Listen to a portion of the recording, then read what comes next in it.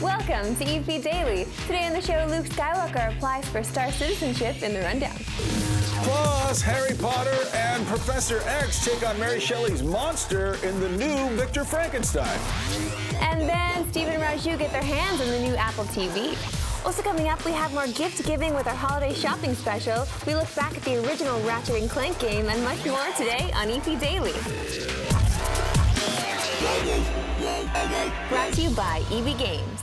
I'm your host, Marissa Rivretto, bringing you the latest in everything cool every single day. I just want to remind you that EP Daily will no longer be on City TV and G4 Canada starting next year, but the best thing you can do is go to our YouTube page at youtube.com/EPNTV, where you can like and, best of all, subscribe to our videos and our channel. We've got a lot of exclusive content there. But right now, let's get to the rundown.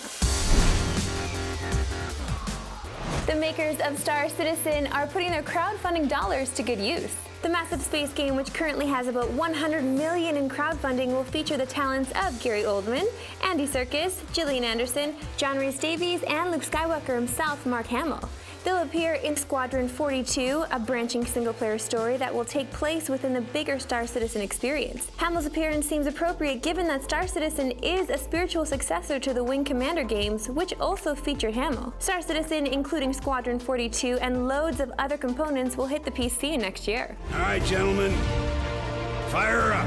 It looks like Fox still doesn't know what to do with the Fantastic Four franchise. The studio has quietly pulled the planned sequel to the new Fantastic Four film from its schedule. The new movie was set to hit theaters on June 8th, 2017, but that date was picked before the recent reboot bombed at the box office and was panned by critics. Despite all this, the studio has said that it remains committed to the Fantastic Four franchise. What it plans to do moving forward remains a mystery. Like X-Men, Fox owns the big screen rights to the Fantastic Four franchise, much to the chagrin of Marvel's parent company, Disney.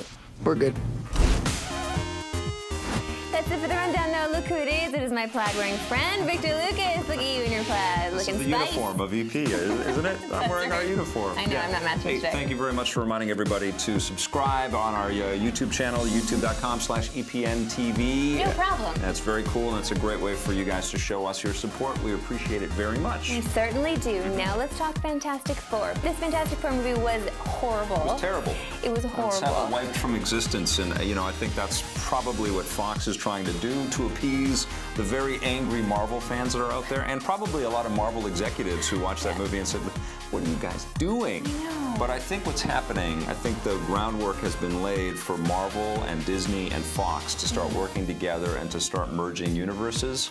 And I think we'll probably see Fantastic Four working with the Avengers down the road, and that's kind of what's happening right now. And a whole new cast, unfortunately. Whole new cast, yes, absolutely. We can't see any of this anymore. But we have to talk about a video game that got a lot of money and has a lot of hype. And it's cool they got so much money, but I guess they have to put their money to good use now. Yeah, well, it's cool that Chris Roberts, he left the video game industry after making these cinematic movies to go and make real movies, which bombed, and then he's back making games. But this, I think, really, the success of the crowdsourcing idea here is that people want this. They want space combat. They want to be able to explore. They want to be able to be privateers in other galaxies, and they also want to have some kick-ass sci-fi actors like Mark Hamill. You know how space scares me. I know, it's scary and lonely out there. It really is. But, Star Citizen is a lot more than that. I think that they are going to give everybody their money's worth. I think they're going to deliver something really phenomenal. When it's all said and done, there's still a lot more to do.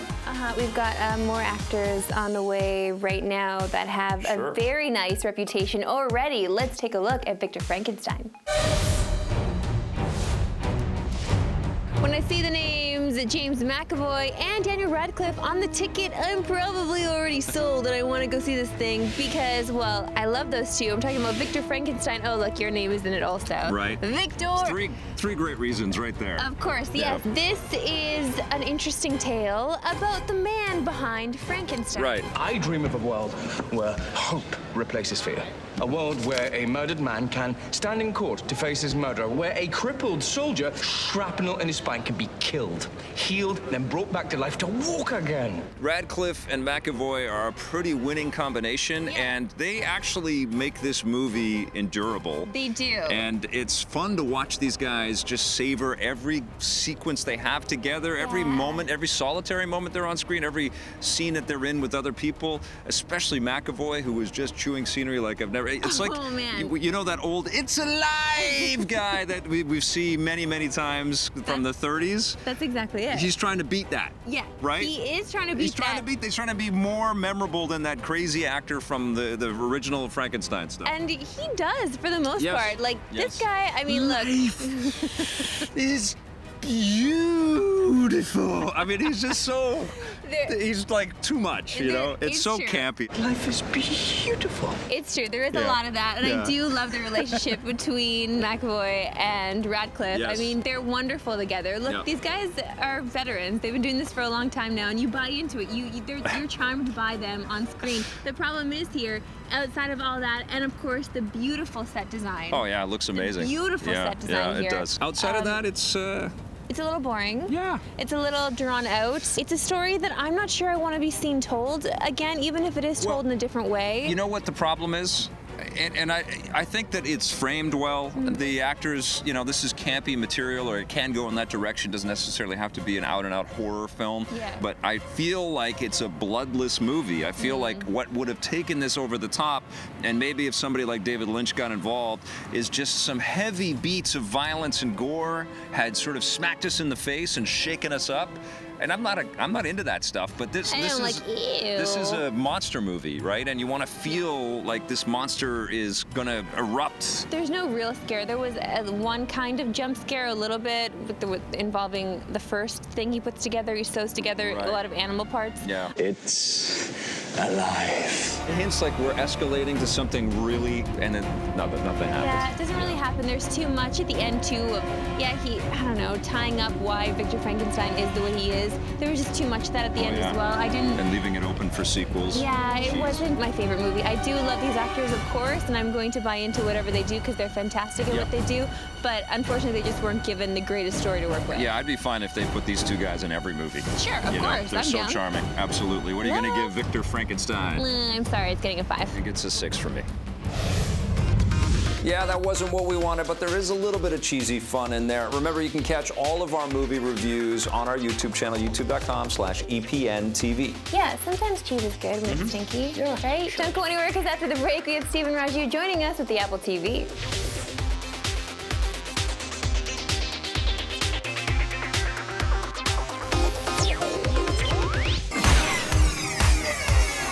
Hey, my name is Elias Defexis. My Star Wars thing, this is true. I was about 5 years old, and apparently, I have a vague recollection of it, but I had a painted stick, a stick that I painted blue, and I had big brain boots and a white shirt, and I ran away from home. And I went door to door, honestly, door to door, asking if they knew where Darth Vader was. So apparently, my parents were freaking out, and I had gone to the entire neighborhood saying, "Hi, I'm Luke Skywalker. I just need to know if I can find Darth Vader. Do you know where he is?" And the cops actually came and got me and brought me home.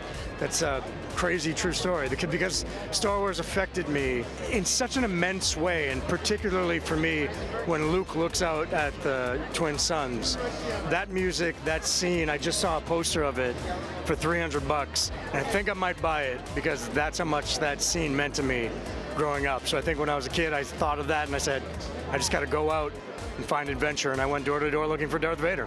Oh man, Elias Tufexis. He has such an incredible voice. I would pay money to listen to him read the phone book. It's funny you say that. He's done commercials for phone companies, I think. Yeah, it's crazy. All right, we have got part 4 of our holiday shopping special for you right now. So EB Games is cool enough to let us invade their store and shoot in here and be very disruptive. Now, most of the big games have come out. We've got Battlefront just shipped. We've got still Just Cause 3 and Rainbow Six Siege coming in early December, but you must have this stockpile of questions about what people should buy right now because all of that stuff is there now. All the big games are out. What are people asking about the most, and where are you kind of steering people to the most? Oh, that's a tough one. You know, everyone's so individual, and with the great launch of games that's come out this year between, you know, you've got your classic Call of Duty every year, Assassin's Creed have come out. Yeah. Finally, Halo 5 is here, so that's been a huge one for Xbox One gamers. And how long have people been waiting for Battlefront? You know, like I know people who are like, it's been a decade, so it's finally here. That's my personal favorite, and people are super stoked for it. What would you recommend out there for people that want to pair something with a video game? Well, it depends on if your gamer is a huge fan, because some of the stuff you see right behind me here is for the huge fan. We've got the Halo Needler, which is one of the weapons directly from the game. We've got some of the smaller stuff for collectibles. Like I said, we've got some plushies that are great for little guys, and then we've got some of the really beautiful giant statues for hardcore collectors. When's the last time somebody came in looking for a GameCube? A couple of days ago, actually. Now, this is the most fun part of our holiday shopping week. We actually talk with shoppers, and we get questions from them. Angelito is here, dressed as somebody that chases Pokemon. Have you caught them all? No. You have not. Okay, all right. Do you have a question for us? Yeah, is there any good games for the 3DS for this Christmas season? No, there's no good games. Just throw that thing away. No, there are a lot of good games, but I feel like particularly for you, because you seem to be into Pokemon, I can't quite be sure about that one, but I feel like you might enjoy Yokai Watch. Yeah. Yokai Watch is have you heard of this, Yokai Watch? Yes. Have you scoped it? Have you got it? Have you Oh bought yeah, it? like I talked about it with all my friends. They really love it, and I just been playing it nonstop. We were looking around the EB Games for a woman, and this was the only one we found here at the store. This is Vanessa and Arliss. They are here shopping today. And apparently, Arliss, you have some sort of holiday tradition that I want you to tell Victor Lucas about. Okay. Well, the last couple of years, it's only been the last 3 with Disney Infinity being out. Every holiday, I take it back home to my parents' place, and we kind of like build a little holiday-themed Disney Infinity set in the game. How cool! What do you want to ask us? You needed some privacy here. He's pretty much got almost everything, the gamer that has everything. So whenever the holidays come around, I'm never quite sure what to get him. Okay. So some advice would be great. How much money do you want to spend? Doesn't matter. She wants something unique. Okay, and does he have every platform? Not the Xbox One, but There's your thing right there. Steven has a question, don't you, Steven? I do. I was wondering what I should get for my little sister for Christmas. Oh, how old's your little sister? She'll be, I believe, 11. 11. Okay, this is a great age, but this is an age for molding one's brain. Okay, so it's time to mold her brain on Animal Crossing. Get ready for Animal Crossing. Crossing. Happy Home Designer. Does she have a 3DS? Not currently, but I was thinking about getting her one. Whoa. Which 3DS would you suggest? Okay, so the 3DS that I love is the new 3DS, the smaller one. It's the Animal Crossing Happy Home Designer 3DS. You don't have to go there if you feel like that's too much.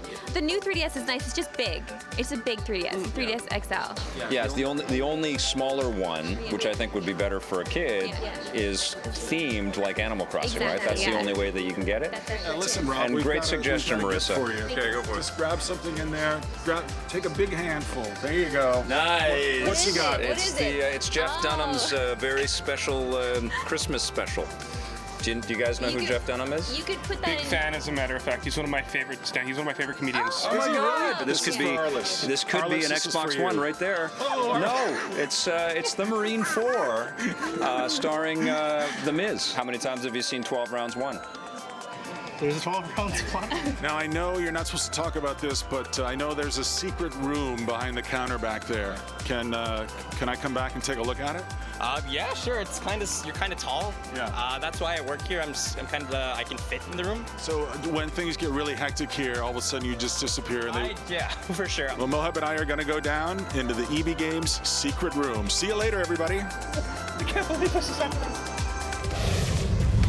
A lot of fun to shoot those segments, and of course we're going to have part 5 of our holiday shopping special tomorrow, so you don't want to miss that. But right now, it's time for our old friend, Steve and Raju, to join us. They've got a new product from Apple. It's the Apple TV. What's the review going to be?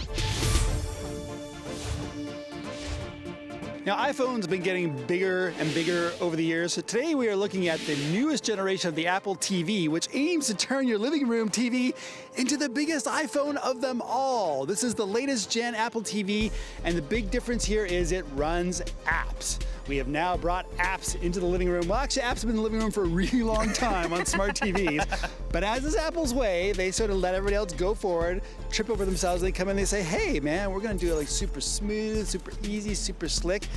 So we're bringing a lot of new stuff into our living rooms, the Apple TV. What are your impressions? Siri integration and voice integration works really well here.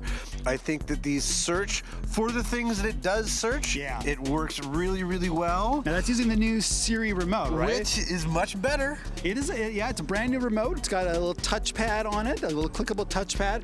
It's got a microphone button you hold down and you speak it. You're like, Siri, I want to watch Breaking Bad. And then it will say, hey, Breaking Bad's on Netflix. You can buy Breaking Bad on iTunes. For the stuff that, like you said, for the stuff it works at, it works really well. The big selling point with this is called universal search. So it's supposed to be able to search all of your contents, all of your apps. Now, right now, it does not work with Canadian Netflix competitors like Show Me and Crave. And so I really did not like this. I searched The Wire, and the only option it gave me was to buy it on iTunes. Well, The Wire is on Crave TV, and I have it, and basically it has all the old HBO shows, so I'd kind of be mad if I were to buy something when it was available to free on something else that I pay for. So my other really big problem with this thing is how much this thing costs. This is $200, but in the larger configuration, it's like $280.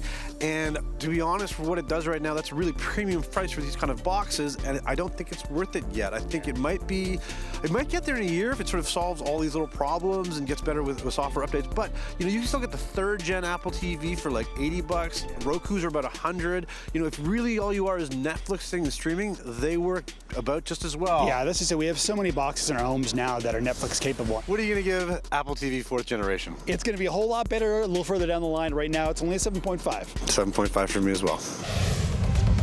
Thanks, boys. Apple's got a winner, I think, with this brand new Apple TV, and I think it's the start of something really exciting with apps being playable through a streaming device like your that. Apple TV so far? I do, and the controller, I'm having a lot of fun with it. It's very cool. And listen, we've got to take a quick break, but when we come back, we've got the latest installment of our 25 seasons in 25 days. See you after the break. What?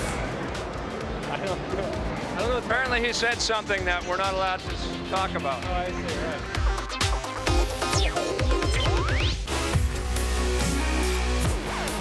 Welcome back to EP Daily. It's time now for Vic and I to step into the portal that will take us through time.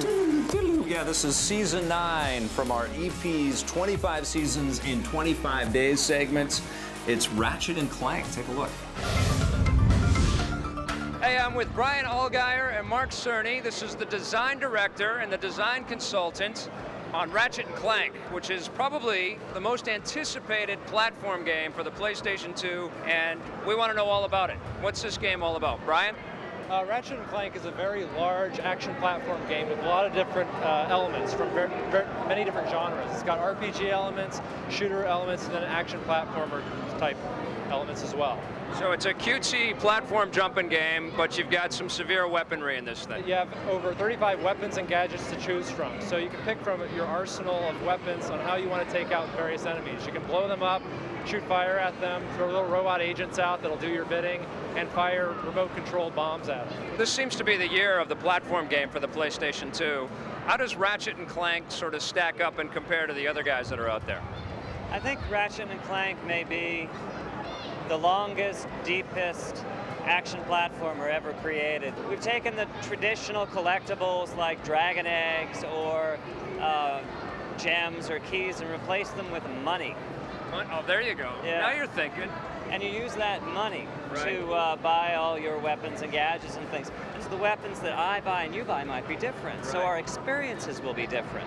So who are Ratchet and Clank? Well, Ratchet's this furry mechanic, and he lives on this small backwater planet. Right. And he's dreaming of, like, one day building a rocket ship and getting off that planet, exploring other worlds. Clank is on the other side of the galaxy. He's a robot created in a factory. And Clank learns of an evil plan. So he hooks up with Ratchet, and the two of them start on this journey together. Each have their own different motivations on what they want. And as a result, some conflict starts to brew between the two characters. A lot of the levels and the gameplays are all tied into the story. Clank, like a backpack type thing on Ratchet, is that the deal? Ratchet carries Clank on his back, and Clank actually is upgraded at times so that he can help Ratchet out. He can turn into like a helicopter to allow Ratchet to glide, or a jetpack so Ratchet can do these quick moves. Can you play as both characters? Yes, you can. Yep. And Clank has a very different set of moves than Ratchet. Right. Clank actually commands a small army of robots. They help him open doors, he can attack other characters with them, and he also can solve some puzzles. Later on, Clank actually becomes Big Clank. What? I don't know. Apparently he said something that we're not allowed to talk about. Oh, I see, right. So much fun. This is like my home movies looking at all these old segments. This is crazy. We created a playlist, 25 seasons, 25 days, on our YouTube channel, youtube.com/EPNTV. Make sure you check it out and please subscribe. Meano. Do you hear that sound? Yeah, what's that? That means the Twitter question is ready to be taken out of the oven. We'll answer it after the break. If you want more EP, go to our website, epn.tv, for bonus content and full episodes. We're also on Facebook and Twitter.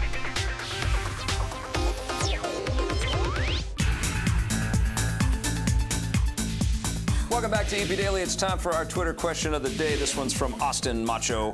When do you think we'll see a return to more arcade-type sports games similar to Backyard Baseball and NFL Street? I want these arcade sports games so badly. I miss them. Yeah, I like them because they're easy to pick up and play, and that's the whole point of them. You can just get little bites, little tastes of sports. Couch competitiveness, too, right? Which is nice, yeah, because these big, robust games that we're getting, well, it takes a long time to get into them. Yes. And you have to really stretch out your time with them, too. Both of the basketball games live and NBA 2K16 have this kind of street ball type thing going, which is an approximation, but I like the flashy, over-the-top craziness of FIFA Street and NBA Street. Yeah, sure. We have some of that stuff in the App Store right now, but I mean, it's nowhere near as good as it should be. Yeah, we want them to be a lot better than that. Yes. Remember, you can ask us questions and get caught up on the show at epn.tv and, of course, on our YouTube channel. Please subscribe, youtube.com/EPNTV.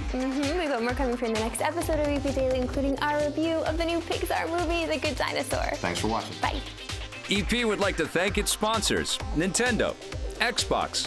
EP's mobile coverage is brought to you by Gameloft, makers of Asphalt 8 Airborne, which you can play on your Android or iOS device for free right now.